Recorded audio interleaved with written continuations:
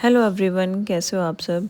आज की जो ये वीडियो है ये स्ट्रॉबेरी कंपोट पे है। फ्रेश स्ट्रॉबेरी से हम कंपोट घर पे कैसे बना सकते हैं और इस कंपोट का यूज़ हम केक की फिलिंग्स में, चीज़ केक में, जार केक में और किसी भी और डिज़र्ट में कर सकते हैं। आप एज अ जैम भी इसे यूज़ कर सकते हो ब्रेड्स के साथ। सबसे पहले मैंने फ्रेश स्ट्रॉबेरीज़ ली हैं और जिसकी मैंने स्टेम्स को कट कर लिया और स्टेम को कट करने के बाद ही मैंने आपको मेजर करके दिखाया है कि कितने ग्राम्स है। ये 320 ग्राम्स के अराउंड है स्ट्रॉबेरीज़। और इसके बाद इसे मैंने छोटे छोटे डाइसेस में कट कर लिया ताकि इसका कंपोट बनाना इजी रहे। और सबसे इम्पॉर्टेंट बात कि जब भी आप फ्रेश स्ट्रॉबेरीज़ परचेज़ करते हैं तो इसे अच्छे से वॉश करें। गर्म पानी में बेकिंग सोडा और विनेगर ऐड करके आप इसे अच्छे से वॉश कर सकते हैं। 2-3 बार आप इसे पानी में से निकाल सकते हैं। और जब भी आप स्ट्रॉबेरी परचेज़ करें तो इस तरह की स्ट्रॉबेरीज़ ही परचेज़ करें जो हाफ़ रेड हो और स्टेम की तरफ से ये हल्की ग्रीन और वाइट कलर की हो, क्योंकि इसका टेस्ट बहुत बेटर आता है। जो बिल्कुल रेड स्ट्रॉबेरीज़ होती हैं उसका टेस्ट बेटर नहीं आएगा, वो आपको ऐसा लगेगा फेक वन है। इसके बाद अब मैंने फिर से अपना वेइंग मशीन ले लिया है, उसके ऊपर मैंने डाई स्ट्रॉबेरी रखी है और इसके अंदर मैं मेजर करके कैस्टर शुगर ऐड कर रही हूँ। ये मैंने इसमें 40 ग्राम्स के अराउंड डाला है। तो आप 40-50 जितना आपका टेस्ट के अकॉर्डिंग आप इसमें ऐड कर सकते हैं शुगर, क्योंकि ये स्ट्रॉबेरीज़ पे भी डिपेंड करता है कि स्ट्रॉबेरीज़ कितनी खट्टी हैं या मीठी वाली आप स्ट्रॉबेरी ले रहे हैं। तो वो आप एक बार खुद भी टेस्ट करके इसमें ये शुगर ऐड कर सकते हैं। आपने देख ही लिया कि ये दानेदार शुगर है। आप घर वाली चीनी भी ले सकते हैं, बट उसे कैरमलाइज़ होने में या मेल्ट होने में थोड़ा सा टाइम लगेगा, तो आप प्लीज़ ये वाली शुगर ही यूज़ करें। और फिर मैंने इसे गैस पे रख लिया है, बट बिना गैस ऑन किए मैंने इसे एक बार अच्छे से स्पैटुला के साथ मिक्स कर लिया, ताकि जो शुगर है वो स्ट्रॉबेरी के डाइसेस में कोट हो जाए अच्छे से। और देन फिर मैंने गैस फ्लेम को ऑन किया है। ये लो टू मीडियम हीट पे आप इसे मेल्ट करोगे। आपको बीच बीच में स्पैटुला को चलाते रहना है, और ताकि जो शुगर है अगर साइड पे कहीं लगी है तो उसे भी स्क्रैप करते रहें, वो मिक्स होती रहे अच्छे से। और धीरे धीरे आप देखेंगे कि जो शुगर है वो कैरमलाइज़ हो गई है अच्छे से और स्ट्रॉबेरीज़ ने भी अपना जूस रिलीज़ कर दिया है। इसके बाद आपको कुछ देर और इसे पकाना है, ताकि जो स्ट्रॉबेरी के डाइसेस हैं, पीसेस हैं, वो अच्छे से पक जाएं, थोड़े सॉफ्ट हो जाएं। और इसे स्पैटुला की ना बैक से ऐसे मैश करते रहें, जिस तरह से अभी वीडियो में आप देख रहे हैं।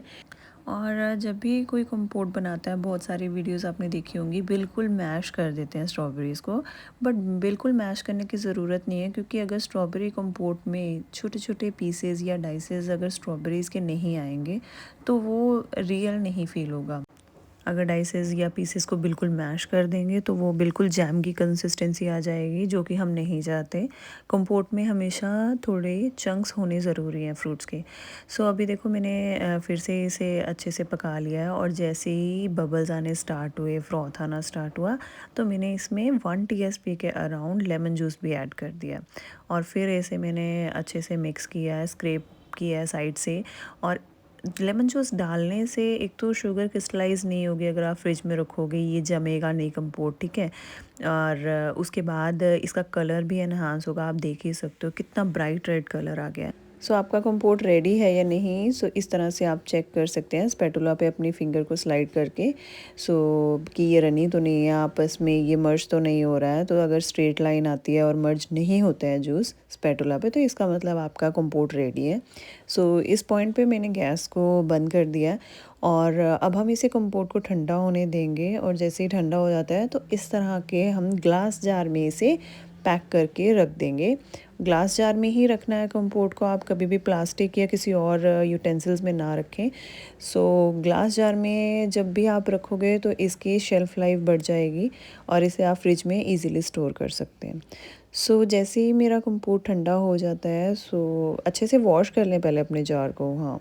और देन हम इसे मेजर करेंगे जैसे जार में डालते हैं। मैंने अपने जार को वेइंग मशीन के ऊपर रख लिया है और इसे टेयर भी कर दिया। देन मैं जो कंपोट हमने रेडी किया है उसे इस जार में ऐड करूँगी, और हम इसका वेट भी चेक करेंगे कि अगर 320 ग्राम हम स्ट्रॉबेरीज़ लेते हैं और 40 ग्राम हम ग्रैनुलेटेड शुगर लेते हैं, तो हमारा जो कंपोट है वो हमें कितना रेडी होकर मिलेगा। सो आप देख सकते हैं कि 315 अराउंड लगाओ आप, 315 के अराउंड आपको कंपोट मिल जाएगा। और रही बात इसकी शेल्फ़ लाइफ की, सो अगर आप इसे इस तरह से एक ग्लास बॉटल में स्टोर करके रखते हैं, अगर आप फ्रिज में रख रहे हैं, तो आप विंटर में अगर फ्रेश बना रहे हैं, विंटर्स में, तो आप 15 डेज़ के अराउंड इसे रख सकते हैं फ्रिज में, फ्रिज सेक्शन में। सो फिर इसे कंज्यूम कर सकते हैं विद इन 15 डेज़। और अगर समर्स हैं तो सिर्फ 7 डेज़ 1 वीक के अराउंड ही आप इसे स्टोर करके रख सकते हैं फ्रिज में, और इसे वीक से पहले ही आप कंज्यूम कर लें। और अगर आप इसे लॉन्गर पीरियड के लिए, जैसे मैं अभी बना के इसे लॉन्गर पीरियड के लिए रख रही हूँ, सो उस तरह से भी आप कर सकते हैं। आप इसे डीप फ्रीज़र में रखें, इसी तरह से एयर टाइट कंटेनर में, इसी तरह से जार कंटेनर में। और जब आप इसे फ्रीज़र में रखेंगे, डीप फ्रीज़र में, सो आप देखेंगे इसकी शेल्फ़ लाइफ जो है वो 3 to 5 मंथ्स के अराउंड हो जाएगी। सो 3 to 5 मंथ्स आप इसे कंज्यूम कर सकते हैं। सो ये हमारा कंपोट रेडी है। अगर आपको वीडियो अच्छा लगे तो लाइक, शेयर एंड सब्सक्राइब करना। Thank you.